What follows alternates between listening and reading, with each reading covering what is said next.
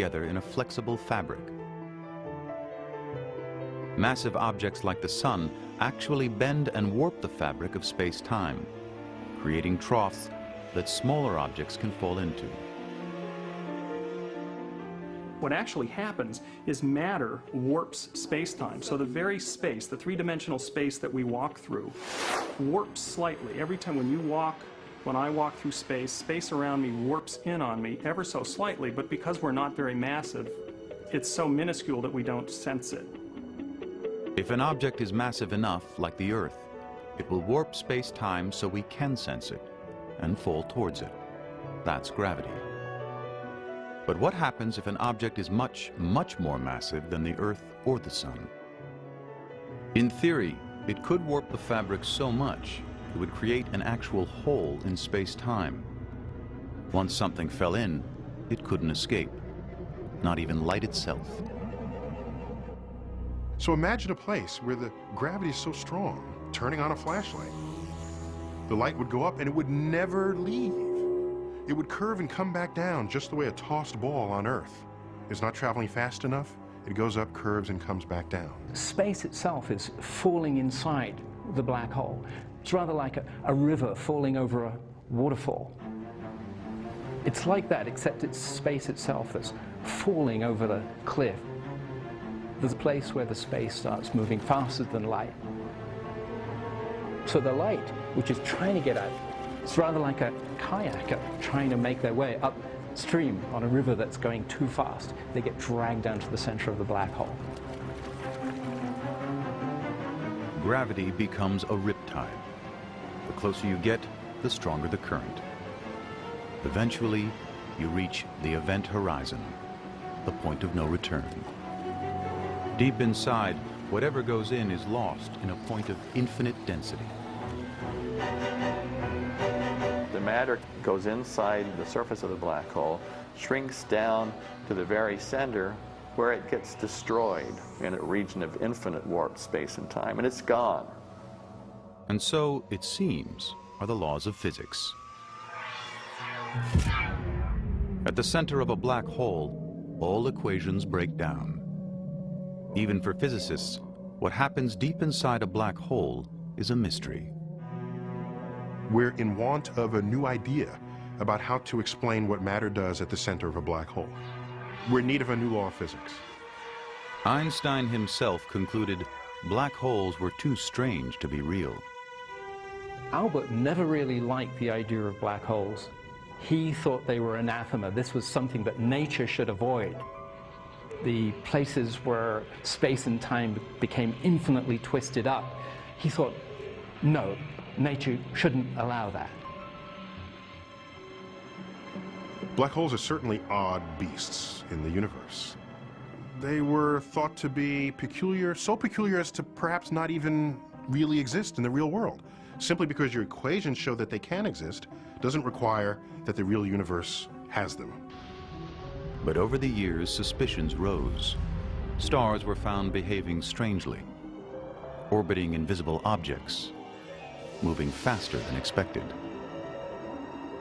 Even though a black hole emits no light, is completely invisible, we know exactly what effect a black hole is going to have on its environment, on the stars in its vicinity, on the gas that wanders a little too close. So, will we ever see a black hole?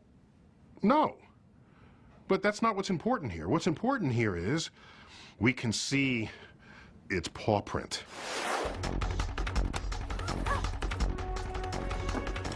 Suspicious that an enormous black hole was dominating the center of the Milky Way, Eric Becklin was eager to find its paw print. But even with infrared technology, when Becklin pointed the most powerful telescopes on Earth at his target, all he saw was this, just a blur. The biggest obstacle that we had was the turbulence in our own Earth's atmosphere was blurring the images. Even when the sky is clear, the gases in Earth's atmosphere are always on the move, distorting distant objects. To bring his view of the galactic center into focus, Becklin would need help. So he appealed to Andrea Ghez, an expert in dealing with the atmospheric blur. The problems of the Earth's atmosphere is very much like the problem of looking for a penny at the bottom of a river that's moving, where the water is moving by very quickly. That motion of the water distorts your image of the penny. Just like the motion of the air in our atmosphere distorts our images of astronomical objects. Ghez agreed to take on the quest, to search for signs of a black hole at the center of the Milky Way. A decade ago, you couldn't look at the center of our galaxy with high resolution, so you couldn't distinguish stars from one another. Ghez was able to correct the blurring effects of the atmosphere with a revolutionary new technology called adaptive optics. So this little animation shows you the benefit of adaptive optics. You see the stars without adaptive optics, you turn the adaptive optics on, and all of a sudden you see stars. And in particular, you see stars near the center of the galaxy. Without adaptive optics, you would only see one big blob. And those stars are in fact the most important for us to track. We track all of them, but these are the ones that are the key to the problem. I mean, it doesn't hurt to take more. Thanks to the new technology, the team could peer into the heart of the Milky Way with amazing precision. Our view to the center of the galaxy is absolutely superb, and our ability to position stars at the center of the galaxy is like somebody in Los Angeles seeing somebody in New York be able to move their finger like this, okay, just 2 centimeters. That's the precision with which we can measure something that is 26,000 light years away from us. 16 is right there. In here, yeah. Once the view was clear, Ghez could start the hunt. If there were a black hole at the center of the galaxy, its paw print would be found in the rapid orbits of nearby stars. Keep our fingers crossed. The conclusive experiment to be done that really demonstrated that it was a black hole was to follow the orbits of individual stars in the galactic center very, very accurately and with the highest precision possible. When an object like a star approaches another, more massive object, the pull of gravity will make the star speed up. If it's orbiting close to a massive black hole, the star should accelerate to enormous speed and then whip around the black hole like a slingshot. Okay, so we have the black hole here. The more massive it is, the more pull there is.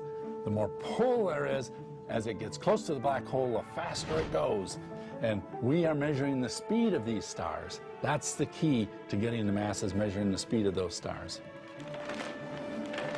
This is our roadmap, and that's the center of our galaxy. There's a large cluster of stars that are orbiting the center of our galaxy, and by measuring the motion of stars, and in particular their orbits, we can figure out whether or not there's a central black hole. That environment in there, it's a crowded party. Ghez set out to monitor the partygoers, to track every movement of the central stars. Basically, the way this experiment works is you take an image, you see where all the stars are, and then you come back sometime later and you take another image, and you look to see if they've moved. And so the second time we took an image, we knew we were golden. Those stars had clearly moved. This one moved to here, this one moved to here, this one moved to here, and so on. As Ghez continued to track the stars, she found some making dramatic hairpin turns. It made a huge jump to over here. So it went whoop, all the way around. And it's moving on order 10 million miles per hour, so it's just speeding away. Other astronomers clocked the stars with similar results. Not only were the stars accelerating to phenomenal speeds, their orbits were perfectly smooth. Ghez knew that they had to be circling a single massive object. Most black holes are thought to be about 10 times more massive than our Sun, but the object at the center of the Milky Way was roughly 3 million times as massive. For Ghez and Becklin, that could mean only one thing. All other physical explanations of what was at the very center were gone. The only thing left was a black hole. Not only was this black hole